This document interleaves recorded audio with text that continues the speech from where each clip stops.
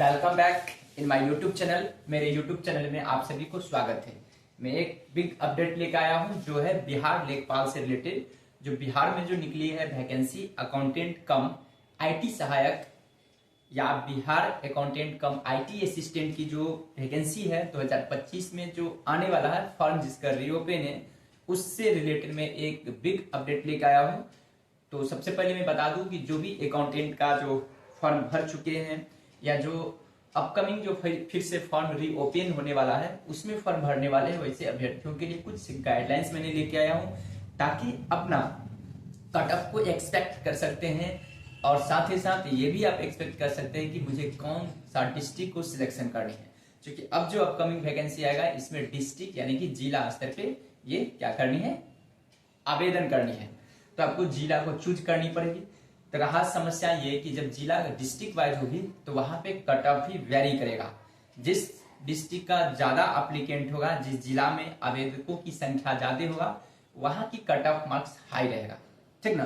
तो मैंने कई ऐसे डिस्ट्रिक्ट को 5-6 डिस्ट्रिक्ट को मैंने पहले से वीडियो में अपलोड कर दिया हूं।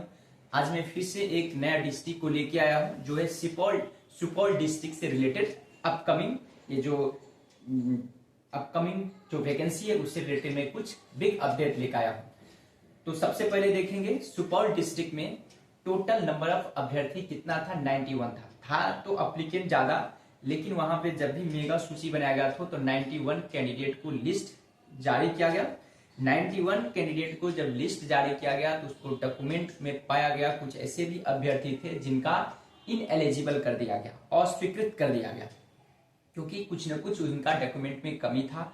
कुछ ऐसे भी कैंडिडेट था जो अपना सर्टिफिकेट नहीं लगाए थे, इसलिए आप लोग याद रखेंगे।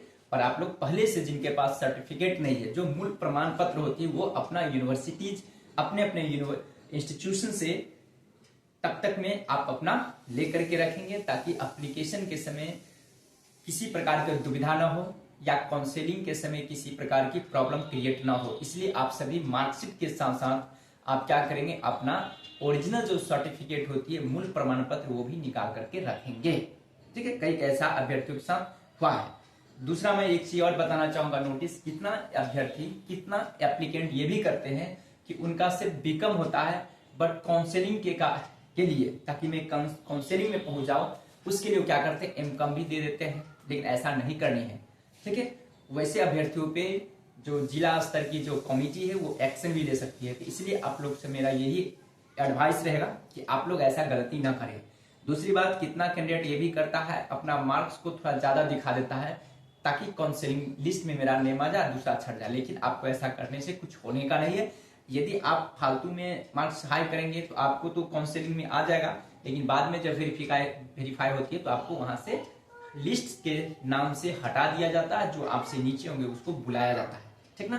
तो देखिए मैंने जो यहाँ पे कट ऑफ मार्क्स लिखा है ये कितना था, टोटल अभ्यर्थी थी 91 थी, यानी कि 81 आवेदकों की लिस्ट सूची बनाया गया था और उसमें से 51 आवेदकों में से 84 को योग्य पाया गया, मतलब स्वीकृत किया गया। तो 84 कैंडिडेट को लिस्ट में से मैंने उन सभी का कट ऑफ मार्क्स निकाला तो मैंने पाया ये कि लास्ट कट ऑफ गया था एससी का 45.74 था, उनको भी काउंसलिंग में आया था, मतलब ये 84 लिस्ट में, ठीक है।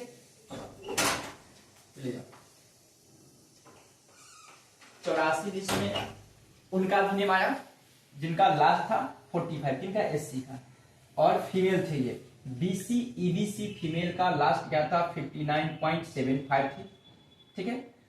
उसका बीसी मेल का था 60.27 था, जनरल मेल का था 66.12 था, एससी का फीमेल का इतना था, और इससे ये भी स्पष्ट हो रही है, और बीसी फीमेल का था 68.65, मतलब मेल से ज्यादा था। दूसरी बात ये भी है कि यहाँ पर एसटी नहीं है, नहीं एसटी दिखाई दे रही है, नहीं पीएच कैंडिडेट। ये सुपौल डिस्ट्रिक्ट में एसटी मैं बोला एसटी, सुपौल डिस्ट्रिक्ट में ना ही एसटी का एप्लीकेंट थी, ना ही physical handy PH physical handicap थी, ठीक ना, और ना ही फ्रीडम फाइटर कैंडिडेट थे। मतलब ये 3 प्रकार के जो कैटेगरी का अभ्यर्थी थे ये सुपौल डिस्ट्रिक्ट में एक भी एप्लीकेंट नहीं था, ठीक है। मतलब एसटी नहीं था, पीएच मतलब फिजिकल हैंडीकैप जिसको दिव्यांग बोला जाता है, एफ का मतलब था फ्रीडम फाइटर कैंडिडेट। ये 3 प्रकार के जो कैटेगरीज वाले रिजर्वेशन रिजर्व कैंडिडेट होते हैं उनमें से एक भी एप्लीकेंट नहीं था। No applicant